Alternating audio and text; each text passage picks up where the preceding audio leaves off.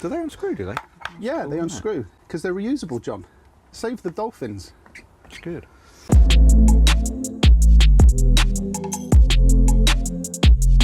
Hi, ready? A bit different to you normal videos. This is a Saturday morning podcast. This could be the one and only, John. This could be the one and only Dan. We have thought long and hard about this, and we've come up with some great ideas. And we've come up, I'll introduce who I'm with in a minute. He needs some introduction, actually. Hi, John. Hi, Dan. We've come up with this idea that we're going to do this podcast, and this is it. And this is going to come out on Saturday mornings. And the title, I think we've just agreed. Just about nailed it now. I think we've worked out what we're going to call it. Is Caravans, Coffee and Cake. Saturday morning chat with me and John here in the storage yard in, well, a caravan. And this is the very first one. And we've worked out, I think, about 4 shows. Yeah. Tentatively of what we're going to do. We're going to have some special guests in, a couple of them. I say special. Wow. We're going to have some special guests. in so many ways. They'll appreciate you saying that about them.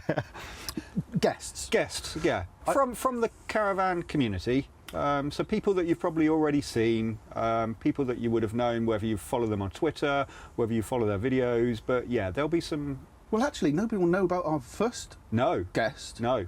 And they are special. They are. In so many ways. Yes. So Caravans, Coffee and Cake. And we've decided that we're going to bring along a coffee each episode. We're going to bring along some cakes. And we've started off with a great selection. Ironically, none of them are cakes. John, talk us through what the selection is today. So we have wild bean coffee. And you, Dan, lovingly got the coffees in this morning. From Marks and Spencer's. From Marks and Spencer's. What was my one again? Coffee. Coffee, just coffee. We have some gluten-free cookies. We have some pastry, and we have a lovely looking muffin over here. Is a muffin a cake? Now, this is the big question, because we were just talking about this. Now, I think a muffin is a cake, or is a type of cake. Because obviously that's a biscuit, that's a pastry, and that's a. So you know, there was the argument about cake. McVities. Is a McVities Jaffa cake a cake or a biscuit? I always say it's a cake. And there was something about it, and this is off the top of my head. There's something about it years ago that it was a VAT war because cookies, I think, or biscuits are VAT exempt, and cakes are luxury item, therefore they have to pay VAT. Oh, really? So it was a big thing, and I think it was McVities that defined the difference between a cake and a biscuit. Yeah. Which is when they go stale, one goes hard and one goes soft. Right. And they baked a Mahusif Jaffa cake. Yeah. And to prove that one is one or the other. Okay, yeah. Yeah. So, I don't know. I don't know whether that's a cake or... Well, what do you guys think? Is a muffin a cake or not a cake? Comments below. We're really talking about this, aren't we? We're really talking about the virtues What is of a muffin? Well, John, this is what it was going to be. I think this is what we discussed would be part of the podcast, or the video version of the podcast, is just us two sat in a caravan having a cake and just waffling. Just generally talking. But yeah, we do have a swear jar. I'll just bring this over to this camera. Both myself and Dan are very good at dropping inappropriate words into our videos and having to either delete them out or beep them out. And so we said on this one, what we'd do, we'd have a swear jar, and as and when we do. let me just put this to the test a minute. Go on in. Is this considered a swear or inappropriate? Intimate body piercing. Inappropriate. Okay. But I wouldn't say it's Thanks for lending me the money, by the way. That's all right, no worries. I wouldn't say it was a swear word, whereas The F-bomb. The F-bomb. Yeah, but I don't feel as if we could just do a swear word on camera. No. Just with doing it. Do you? Because I swear like a trooper. I mean, I F and We Jeff. know. Thanks. I F and Jeff all the time. My language is appalling. Yeah, when I turn the cameras on, I don't know what it is. I rarely swear. I've said a few words, but I don't think I've ever F'd and Jeff'd. I think it's just normal. It's maybe when you're filming, it's just yourself, or we're doing something and it's not. Yeah, but when we're just sat around, either having a coffee or a beer usually, and it's for sake. I'm going to have to bloody scrub this now. Yeah, you are. And beep that out Beep now. that out. Jesus, thanks, John. Well, that would have beeped anyway, so you would have had the beep already. But Oh, I'll tell you what I'm going to do. Yeah. Talk to the ladies and gentlemen about something. I'm just going to set up something on Twitter a minute. Okay. I'll be right with you. Talk to the ladies and gentlemen about something. So, excuse me. You may or may not know, but I try to be as gluten-free as I can, and Sarah bought me these gluten-free cookies today. So, how did we come up with this idea? Well, basically, I've just sent something on Twitter. Yeah. So basically saying, if you want to be a part of this video, send a comment or question in now. So whilst we're filming, so, you know, I think what we're going to do though, going I forward... might comment. yeah, you send a comment in. I'll send a Ask us comment. a question, John. Yeah. The idea is that, you know, in the comments of this video podcast thing down below, you can add a comment or question, and then we'll reply to them next week as part of our users' comment section. That's not a bad idea. You know. I mean, this is fluid, isn't it? We came up with this idea, and it wasn't. We haven't really written anything down to say, right, this is what we're going to do. It was more. I love the fact you call it fluid. I just say it's unplanned. It's no fluid. Disorganised. No fluid. That's project management speak for. Yeah. This project's turned to. No, it's doom. I know it's just the longer this goes on, the more it's like, right, we need more change. So how were you made bankrupt, Mr. Trudgian? Wow. This is good coffee, actually. It's not bad, is it? Is yours warm? Because mine is Yeah, it's still good. barely. Yeah, it's still good. Ooh. We've got a couple of things we want to talk about today in our topics. Let me just pull up my schedule here again. So we did do a little bit of planning. We did do a little bit of planning. The first topic of the day, we're going to have two topics. I'll come back to our Twitter comments in a minute. Are they already coming in? They're coming in already. Oh, no. The first topic, I want to talk to you about the NEC Motorhome and Caravan show. You were there for almost the week. No, I was there for 3 days. I've produced zero content on my channel for it. And that's for good reason. I was filming for other people. Right. So I was very busy, Yeah. but I produced no content. I did film... Did you stay up there as well? Yeah, I stayed in Chapel Lane. Yep. Last year, I stayed on site at the temporary camping facility, and I swore I'd never do it again because it was really noisy. Yeah. And Because that's basically a car park, isn't it? It's basically a car park. Yeah, okay. I think it was on the Sunday night. The kids were using it as a racetrack. Oh, right. It was, you know, Yeah, but it was really convenient. Yeah. However, staying at Chapel Lane, you're half an hour away, including traffic and roadworks. Yeah. And a much nicer site. Oh, it was great. It was fantastic to come back in this van, edit away, Yeah. get it out in the evenings, and it was really good. Yeah. I was really busy actually, and I didn't enjoy being so busy and not being able to take in stuff for myself. Yeah. But I met loads of people. Do you know it took me 2 hours to walk from one hall to the other? Not because I'm fat and slow, just because I walked 20 paces and I got stopped by somebody else. Which is nice. And I mean, I was there for 1 day, and it was the Saturday, and there was a couple of people that come over and say hi, but it's not. I can't even imagine what it's like. You went for one specific business meeting. Yeah. Yeah. We might talk about that in a minute. Maybe. Yeah, what was the weirdest thing that happened to you when you were at the NEC? Well, I was lucky enough to be involved with the vlogger and blogger meetup, which was good fun. It was great to see a lot of other channels, some new channels that I'd never heard of before, which I'm now starting to follow as well, and their content is really good. Excellent. And it's not all caravan related. A couple of them are motorhomes, which is good. But it's still showing places where you can go to with your caravan, with your motorhome, and what you can do. Yeah. And it's important to sometimes sort of have that levelling and being able to go back and say, why have I got this? What do we do? And I mean, we went away. I've mentioned you. We went surfing a month back when it was Storm Lorenzo, and I didn't film it. And it was one of those ones where I in a way, I wish I had, but it was just a nice break just to get away and do something that we'd never done before. That was the one I was telling you over Sunday lunch.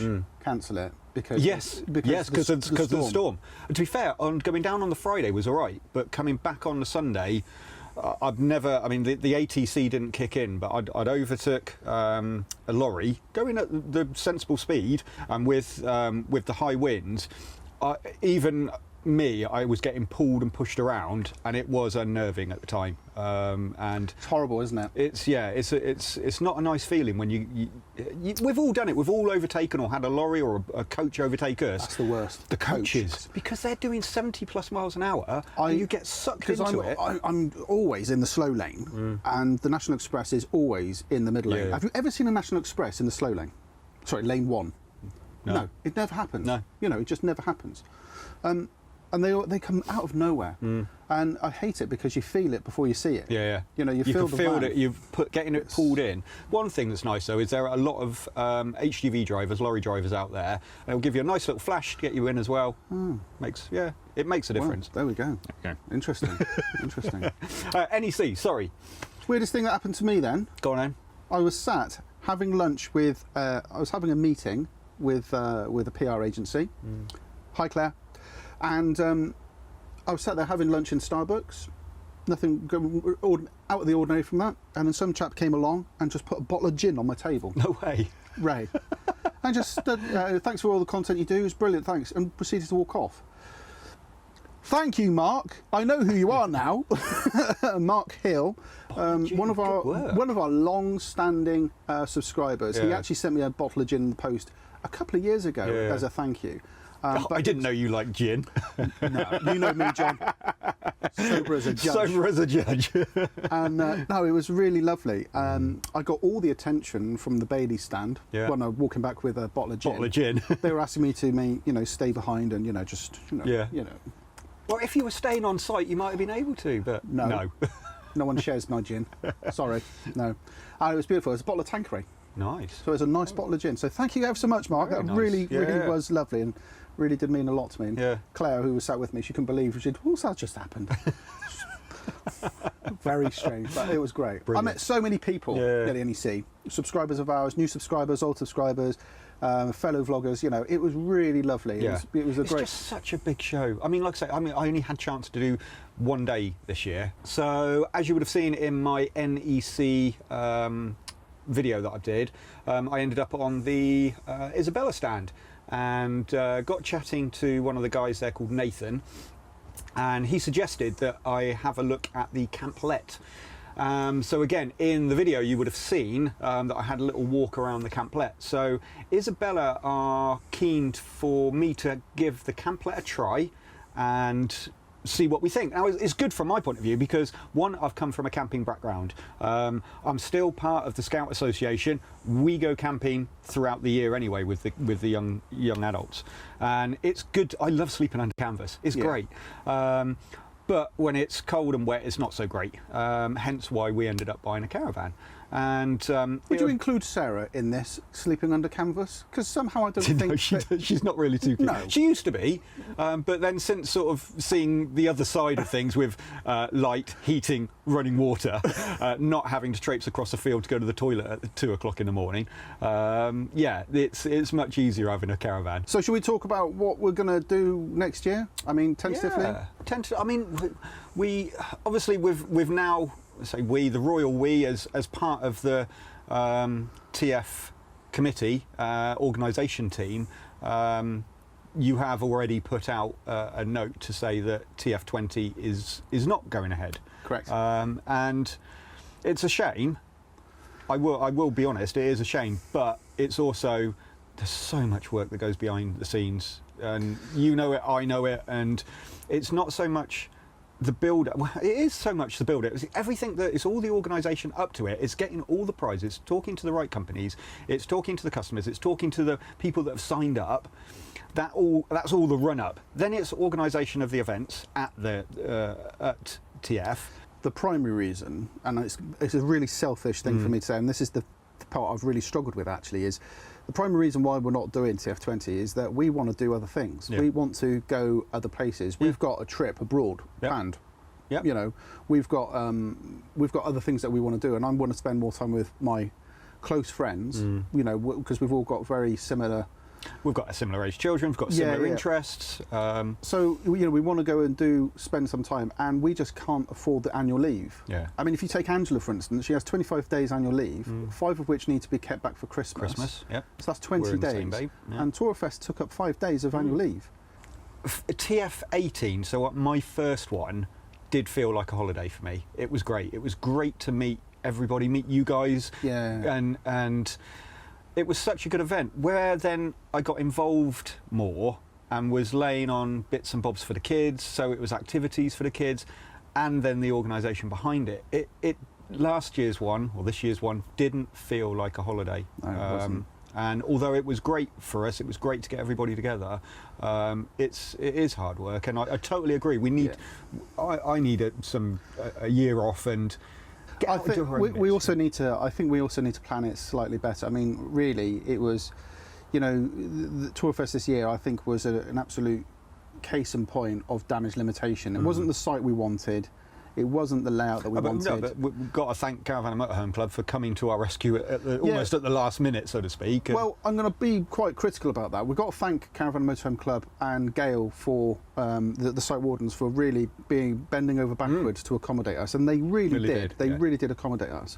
However, I'm going to say that some of the massive stresses were the Caravan and Motorhome Club and the bureaucracy that was above the site. All the chain of command above it.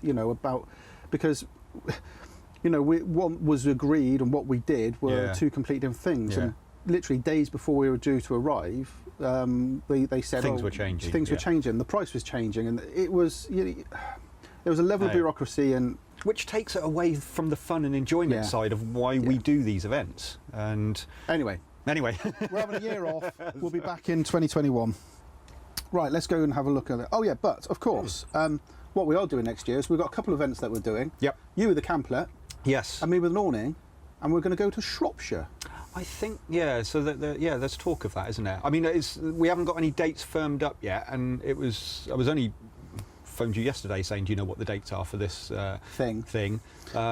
Because it's the same, again, it's another thing that we have to take out. I mean, we don't have, obviously we have young children, so like you said, we have to sort out school holidays. Yeah. And this is what I was doing yesterday, was booking off some of my holidays to say, right, I need to cover the February half term. Well, look at the problem that we're having getting to go abroad at the moment, because we've got 6 families, all with different summer holiday breaks, and we have to work out the dates, and then one particular parent's got an issue with annual leave anyway. Yeah.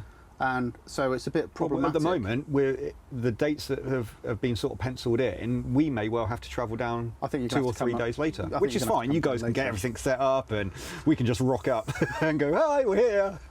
Anyway, there we go. Right, let's go through some Twitter stuff right now. We've had some. I should have we go. Really. Alan Scammell. Hi, Alan. How are you? Al. Hello, Al. Something special. Can I ask what it is? Ooh.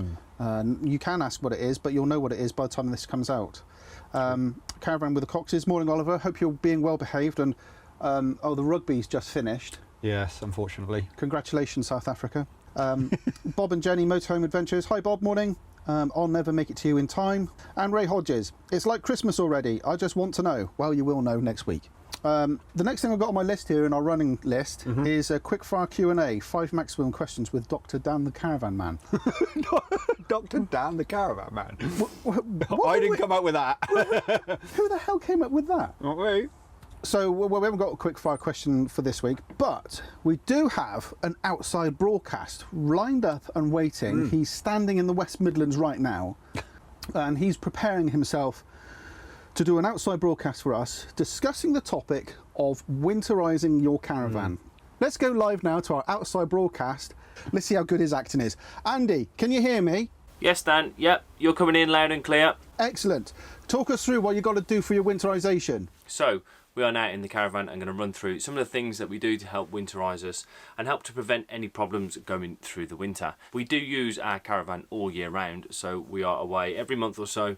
And some of the things that you may want to do are slightly different if you actually do just winterise it and leave it in the storage site between the months of, say, October to April. We're going to do this in 2 parts, so we'll do all of the internal stuff here first, and then we'll head outside. There's not really much to do outside when it comes to winterisation, though you can take that to whatever extreme you might want to. But we're going to start off on the inside. Now, these are in no particular order, but point number 1 is totally drain down your system. So there are a number of aftermarket devices that you can buy to help push out some of the water that is in your system. That just acts on air pressure. You basically pressurise it up, open the taps, and it will blow the water out of the system. We don't use one of those, we just drain down when we leave site, leave the tap open whilst we're travelling, and the wishy-washy movement of the caravan allows the water to drain out. But it is really, really important that you keep the taps open during the winter months, because of course when temperatures drop down to below freezing, then of course water expands in any pipework that you've got, and by having the taps open it allows the water to move and prevents cracked pipes. Point number 2 is to make sure that we have good ventilation within the caravan. So we go about leaving all of the doors, all of the cupboards open. We leave the fridge open as well to prevent any mould build-up from inside the fridge. And any of the soft furnishings that are around the caravan we bring towards the middle to allow air to circulate within the caravans. Things like cushions, any bedding that you might have, all that sort of stuff, it's maybe a good idea to get those home, wash them, and if you do want to store them in the caravan, store them in a vacuum packed bag. That way there is no air can get inside those, and it will keep them nice and fresh for the next time you use them. But if you're not going to use the caravan and you don't have vacuum packed bags, then you can always take your soft furnishings, bedding, that sort of stuff, curtains if you really want to. You can take those home and store them in a nice warm home and just bring them out as and when you need them. Make sure that you switch everything off. So that being the electrics, the gas, your heating. Make sure the master switch is off on the electrics, because if you do leave it on, even though you've got no appliances in here, if you haven't switched off the aerial, the boost on the aerial, it will drain the battery, and if you don't have a solar panel fitted, then you're going to come back to a flat battery. It's good practice before you travel to switch off the gas anyway and your electrics, so if you've towed it to a storage yard or if it's on the drive, maybe just switch those off. Keep those blinds and those curtains open. Allowing light into the caravan prevents a mould build-up through, because mould likes to grow in dark, humid conditions. So allowing the light in means that we're going to prevent any possibility of mould growing inside the caravan. Right, that's us done inside the van, so we're just going to head on outside and go through some of the points, some of the external points you might want to consider about winterising your caravan. So we're now outside the caravan. So what might we want to do to help winterise? Well, the first and obvious thing to do is give it a damn good clean. You can buy over winter products that put a protective layer onto the caravan and prevent it from getting too mucky and too grimy over the winter. Now we're quite lucky here, it's quite open in this storage yard, so we don't have overhanging trees or anything like that. One other thing you could do is fit some awning rail protectors. By doing so, it means that water, when it runs off, you won't get black streaks developed down the side of the caravan. It helps for the water to run off. Secondly, whilst we're outside in the storage yard, we put the nose slightly down on the caravan to prevent water from pooling onto the roof. By putting the nose down on the van, it means that water can run off and run straight off the caravan. Now, there's a couple of other things that we do as well. We make sure that we have got rid of any flush solution that we have got in the tank for the toilet flush. So that's normally part of some of the things that we do before we leave site, but it is, I know in this particular case, we didn't drain the flush because we were travelling all the way back from Spain and we've not been away in the van since. So I'm just going to drain off the water flush into the toilet, into the cassette, and take that home and dispose of it there. So we use the cassette, pinch the tube first, pull the bung out, there is stuff in there, and let it drain in. Whilst we're down here, we might as well have a quick look at the outlet for the wastewater. Now, of course, when you leave site, or when you've just disconnected your Wastemaster and whatever kit you sort of have to filter that into your Wastemaster, the flaps are open. Now, of course, over winter, this can be a perfect place for rodents to try and find a new house, a new nest, so we always recommend that they get closed as well. On to our last couple of points. Lastly, just double check all your locks are nice and lubricated, that being on your security devices but also on the caravan as well. Just give them a quick squirt of WD-40, something like that, will hopefully mean that over the winter months they don't gunk up and they don't get stuck, and when you need to take them off, they'll actually come off. And that's about it from this outside broadcast. back to you guys in the studio. What you don't realise is that was pre-recorded. Yeah. And we've literally just sat here forever long. He's been waffling on. Yeah. Just waffling. Waffling. Yeah. So now we've got nothing to say. No. Oh, it looked like he did a good job there. It's all right, I suppose. He films it tomorrow.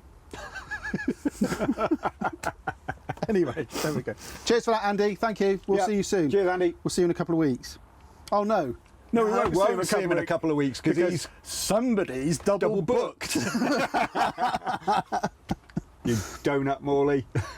Oh, there we go. Right then. So, second topic. Yeah. Caravanning. What's the unexpected thing that you've gained out of owning a caravan? New friends.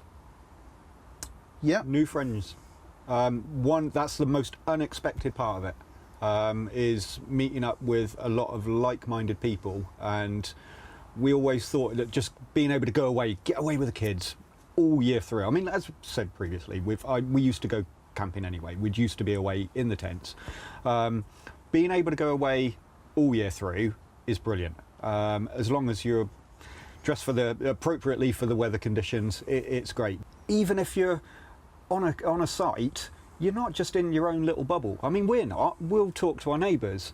The kids are out playing. The kids are making friends with new kids they've never met before, and if we hook up with them again at a different campsite, and it's like, oh hi, how are you getting on? It's brilliant. And I think you're spot on, and I think there's a couple of offshoots of that which took me by surprise, and that is camping kids. Kids are either in tents, caravans, motorhomes, however they do it. Camping kids seem to be more socially adjusted than non-camping kids because they're forced into an environment where they've got to go and get on. Yeah. And they socialise with all different backgrounds, different ages, and that whole stigma of I'm not hanging out with them, and that you get where you live. Yeah.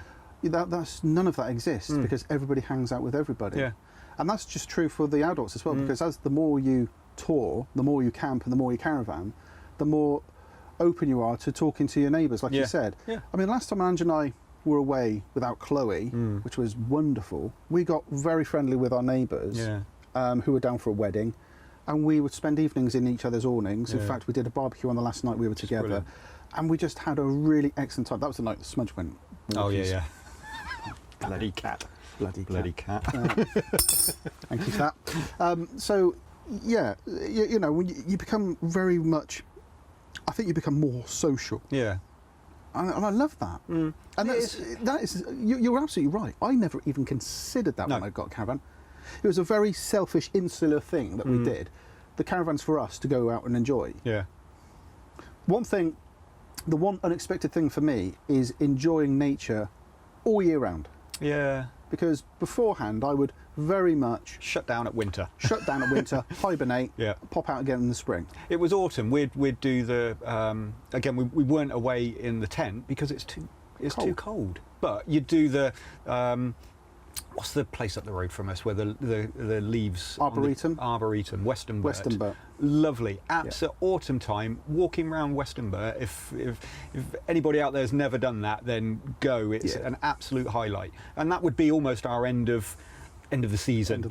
And then, like you say, hibernate, get everything in, heating on. Let's wait for spring and get started again. Whereas now, it's lovely to get away all year. I mean, I prefer going away at this time of year. It's cooler. You can snuggle into the caravan. You can get the heating on. We do a lot of things with the kids where we'll play games. We'll play retro games, cards. Even just sitting down and watching a movie on the bed. We'll make the bed up and just watch a movie together. It's lovely. Well, I mean, last winter was very social for us. We spent a few days with you guys. At the Christmas market. Yeah, that was a good one. That was a great, wasn't it? We spent Christmas together as well with a bunch of others. Which was fantastic. Really good fun. And then February we were away again. We were with other people in a campsite down the road, and it was beautiful, and it was really, really good fun. In fact, we were going away. The whole gang of us going away. Already, it's already booked, and I can't wait. It's good, isn't it? I mean, I think the thing is I don't know about you guys as well, but we try and get away at least once a month. Yeah. And whether or not that's a big trip down to 3 hours away down to a site for a week through the summer months, or it's just a quick, what we call a cheeky weekend away. That's exactly it. And it's we look at the date, can we make it? yeah, okay, let's get something booked. And there are some last minute opportunities to be had. And again, it's this time of year that a lot of the sites are starting to close down. And look at our Christmas market thing that we've got planned in a couple of weeks. I can't wait for that. Friday night we turn up. We've got mulled wine, warm mince pies from your lovely good lady, and we've got Caddack roasted chestnuts. Which I cannot wait for that. Yep. That's going to be great fun. And then, I think somebody else is bringing some cakes as well. Yes, right. I have heard cakes might be on the. Oh, and I know another family are bringing cocktails. Oh, are they? Oh, yes. You can guess who? Yeah. Can't wait. Can't wait for that. That's going to be brilliant. Of course, Christmas we're away as well. Yes, indeed. Yeah. Really looking forward to that. That's going to be very special. Because you guys are going a bit early. You're going Boxing Day? We're going Boxing Day. Yeah. You arrive the day 27th, we're coming down. Yeah. I've got a feeling somebody else is turning up on the 27th as well. Is it? Yeah. Right. That'll be the Caravanians. They're turning up on the 27th. Oh, brilliant.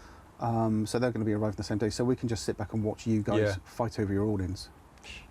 Yeah. Not a problem. Good work. Fastest awning putter-upper in the West. Let's check in on Twitter. Let's see what's going on. The Storwards. Does it involve alcohol and or food?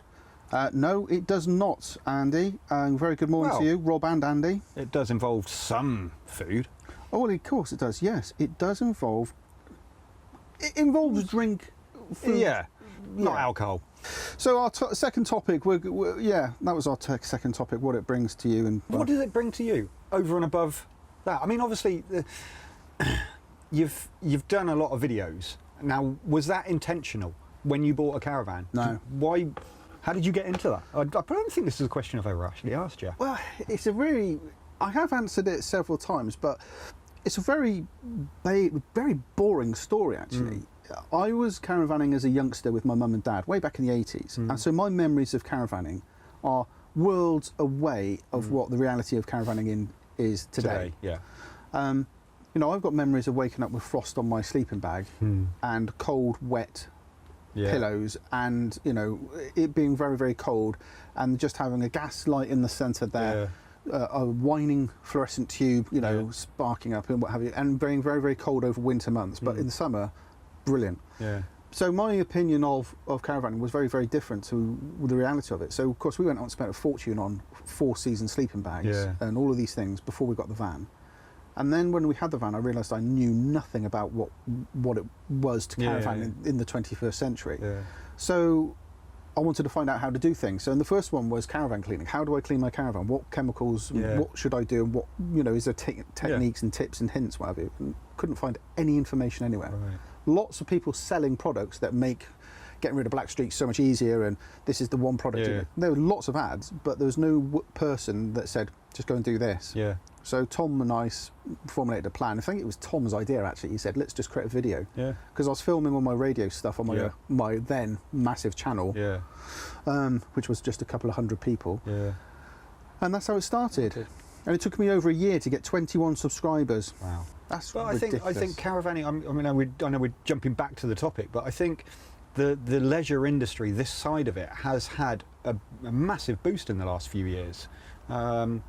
Now, is that down to a lot of economical things that's going on in the world, but are more people staying at home? Is staycation here to stay, or has it always been? Has it always been here? We just been on the outside and looking in. I don't know. That's a really interesting point, actually. That's a really good way of thinking it. Has it always been here? But is it just now? I mean, look at everything on telly. I mean, there's TV programs going about caravanning with, what's the latest one? Shane Ritchie. Shane Ritchie. Yeah. I've watched a couple of those. Have you? So it's actually all right. He's funny, isn't he? He is a funny lad. He is a funny lad. I don't know. Is that the thing? Yeah. Is it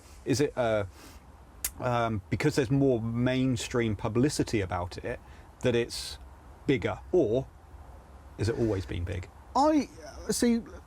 So I'm semi in the industry, semi out of the industry. As a consumer, I can look in, and as from someone from the inside, I can look out. Yeah. And I'll be honest with you, it's in a really weird place at the moment. I'm not going to say the B word, but that is playing a massive part of what's going on right now. Yeah.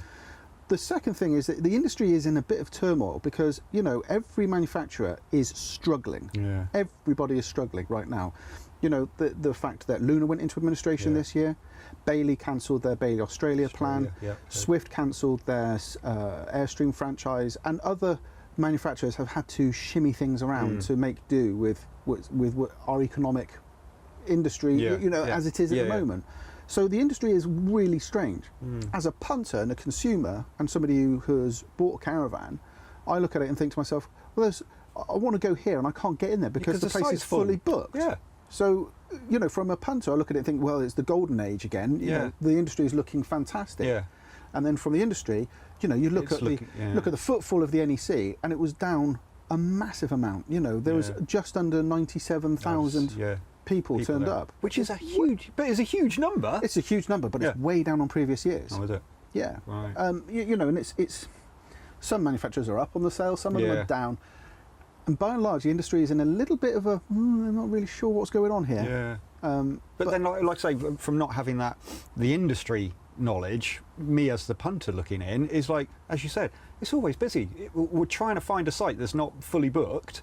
There have been times when we're like, oh, can't get in there, or we need to book this so far in advance because it always gets fully booked throughout the summer months. So, but is that the thing? Maybe it's always been buoyant. It's always been a busy area. It's just that we haven't. Well, we're still new to caravanning in a couple of years in, and we love it. But it's, I don't know, starting to waffle again. No, it's all right. It's a good point. Do you know what I mean? Did you notice how we got round the B word there? A few more mentions here on Twitter this morning. For the love of caravans, we're intrigued here at For the Love of Caravans. Please tell us more. Well, stay tuned next week and you'll know. Well, today. Now they're watching it now, but this was last week when Is it rugby related, celebrating South Africa's win? No, it's not. Thank you for that, Peter Hornball. Dawn Allard. Is it someone sick after too much partying? No, Dawn. Sober as a judge for a change. I've never been so somber this time on a Saturday. Yeah. I've got to cut down my drink. Have you really? Yeah, I have. Did you have some last night? No. Oh. No. There you go. I haven't drunk this month. Have you really? Yeah. Oh, well I mean, we're in on the 2nd of November, John. So, but in fact, I'm wasted on. In fact, I haven't drunk for a very long time. A very long time. Yeah. I'm going to get absolutely bungalowed though when we're together in a couple of weeks. Well, we are owed because we were our last trip out. So picture this: you leave the NEC. Yes. Well, no, I can't. No, this is all. What had I been? I'd been away all week. Hang on a minute. So there we go. That's it from the end of our podcast for this week. Stay if you want to find out what this story is all about. Sign up and subscribe to the podcast on iTunes and Spotify. There'll be a link in the description below, so you can find it there. Yeah, and thanks for very much. And now we're going to turn the cameras off, and we're going to talk the audio only segment, which could also be quite amusing. Yeah, and we've got to be careful what we say though. And we do you want to block out any F and Jeffs in this segment? Yeah, we should do, really. We should do, still, shouldn't we? Yeah. You're going to get in trouble from your wife about this. No, I'm not. You will. Yeah, I will. Yeah. Not from your wife, from my wife. Yeah, from your wife. Well, no, because it's easy enough to be able to... I don't know. Anyway. Yes. Thanks very much for watching. We'll see you in the next one, maybe, if you like this. If you do like this, let us know down below. If not, well, this was an experiment. Bye.